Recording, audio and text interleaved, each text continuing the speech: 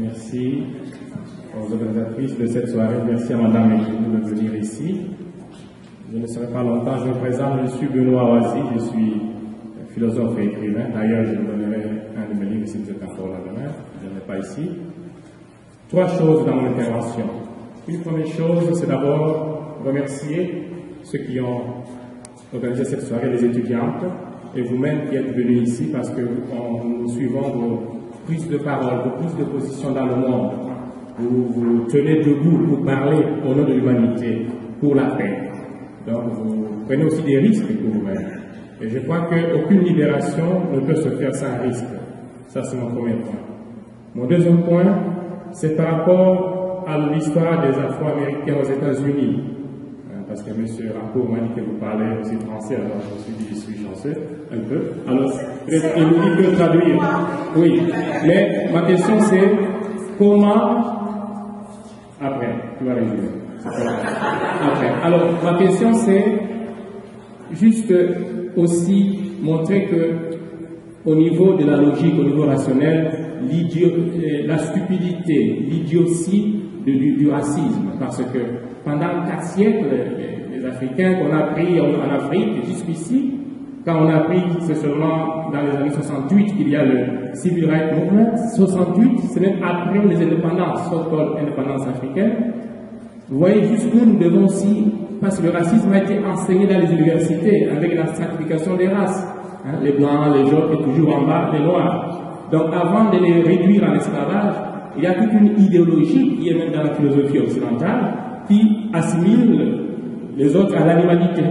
Les ceux qui n'écrivent pas sont les animaux. Donc on va les réduire en esclavage. Donc ma question maintenant c'est, et entre autres nous dirigeons ici, nous avons ici à Ottawa, je suis le président d'un centre de recherche sur les communautés noires. Certains ici participent à nos rencontres chaque mois ici à l'Université d'Ottawa. Ma question c'est 2. Première question. Que pensez-vous dans ce que déjà vous faites par rapport à la promotion d'un certain leadership féminin?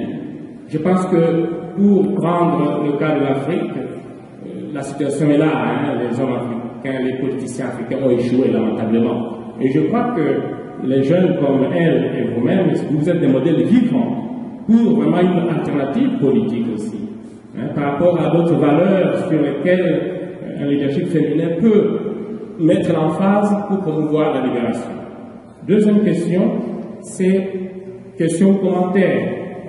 Vous voyez, avant qu'il y ait la violence physique, il y a un sociologue français qui s'appelle Pierre Bourdieu, qui a aussi lutté pour les pauvres, pour libérer les pauvres, en disant que quand on a réduit les gens pendant des siècles à l'état d'animal ou de meuble, parce qu'en France, aux Antilles, l'esclave, il avait un code noir, l'esclave c'était un meuble.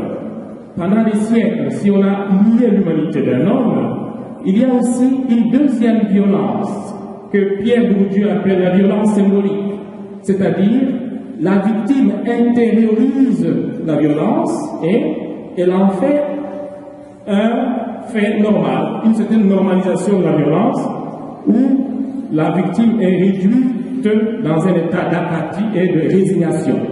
Donc, juste pour vous encourager dans votre travail, vous donnerez mes propres travaux, on va prendre contact, le débat est aussi médiatique. Quand nous disons les mainstream médias émettent des choses, il faut aussi que d'autres émetteurs émettent d'autres idées. Parce que l'homme, c'est aussi l'idée, c'est d'abord l'esprit de l'homme. N'est-ce pas que je termine par là, quand les gens meurent, nous trouvons qu'il y a un cadavre qui reste là. L'homme, c'est aussi la spiritualité. C'est pourquoi les grands, le système a beaucoup de sources d'émissions, ainsi CBC, je ne sais pas, ou bien CNN, ou bien Fox News, bombarder les hommes de la planète pour continuer de perpétuer le modèle qui nie l'humanité. Parce quelle que soit les différences, il n'y a qu'un humain. Alors, j'ai essayé de mon mieux, si je peux récapituler, c'est surtout how to promote a leadership féminin, mais also symbolical violence, as Pierre Bourdieu says. The victim assimilates this violence and is like dead, it's like a zombie. Merci. Merci, parce que vous avez demandé une question pour les femmes, et vous n'êtes pas de femme. Okay, I don't exactly know how Well, first of all, if I have the question right, it's about the leadership of women. And I don't know, it's just something that happens.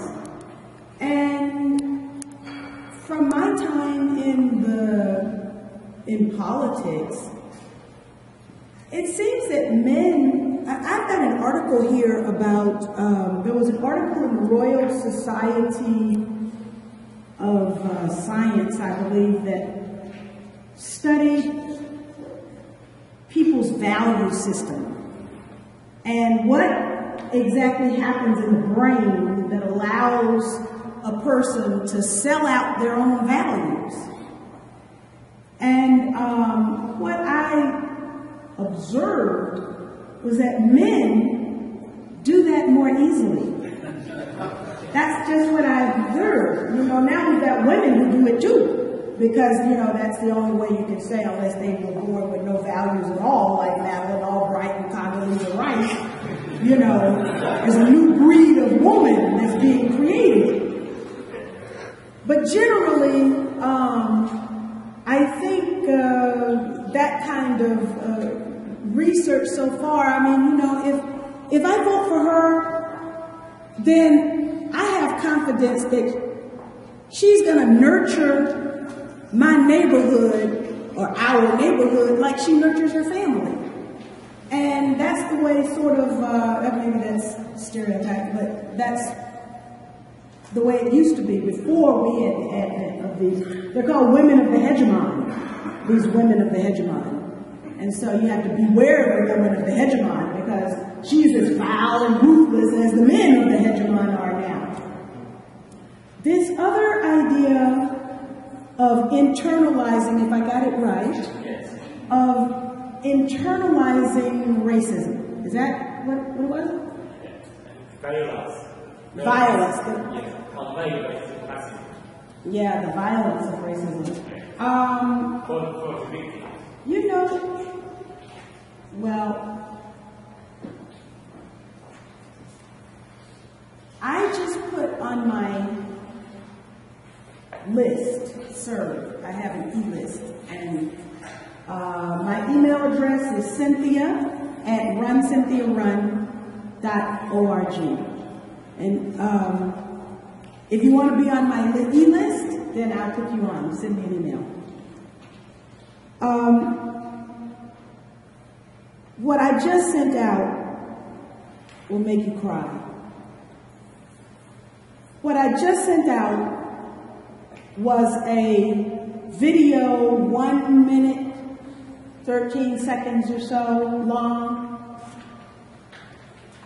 of black-skinned Libyans in a cage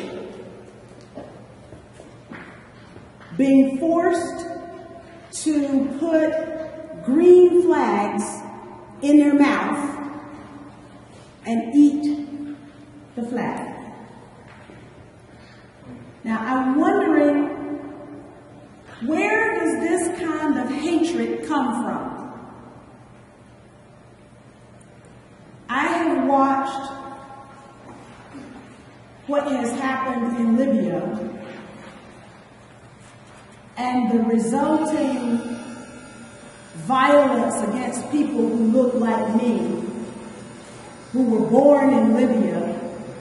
First of all, the idea of ethnically cleansing black people from Africa is kind of, I don't get that. But somehow an evil has been unleashed. I was there under the shock and awe of NATO's bombs. But that same violence, it doesn't take bunker buster bombs. That's a different kind of violence. But when I went to Egypt, and we're in Cairo, and we're, waiting to get the word from the Egyptians, this is back under the day of Mubarak, to be able to get into Gaza, we go into a little neighborhood store, And there's a face cream that people can put on their skin to make it money. And I got this is a Malaysian hijab. And I go to Malaysia to the mall next to all of in the downtown hotel center, and they're telling me to come close because they want to rub this cream on my skin so I can make my skin lighter. This is a violence. This is another insidious violence of racism, of that tiny cut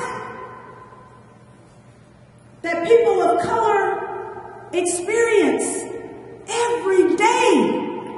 I sat in a classroom with a young student, and he is from North Africa, and in the class he said, "I hate the color of my skin." What is it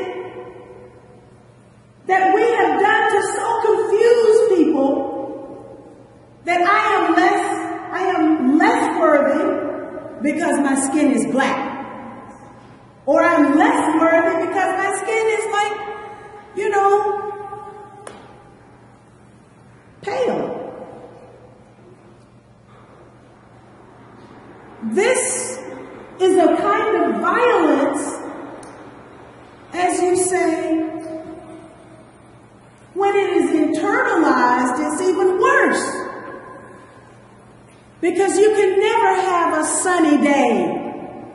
Your entire day is filled with sort of walking and not being. You become a zombie, and there is no such thing as life. You don't live life. And life is a precious gift that we have been given. So there are many aspects when we talk about racism. There's many aspects to that phenomenon of oppression and repression and the internalization. And it doesn't have to be a lynching. I was at the home of a Libyan of dark skin who was lynched by Canada's allies. Didn't Canada support? Yeah, you had a boat over there that was allowing, supposed to have been an arms embargo, but the Canadian boat let the arms go through to your allies who are over there now doing the things that they are doing. So you are absolutely right.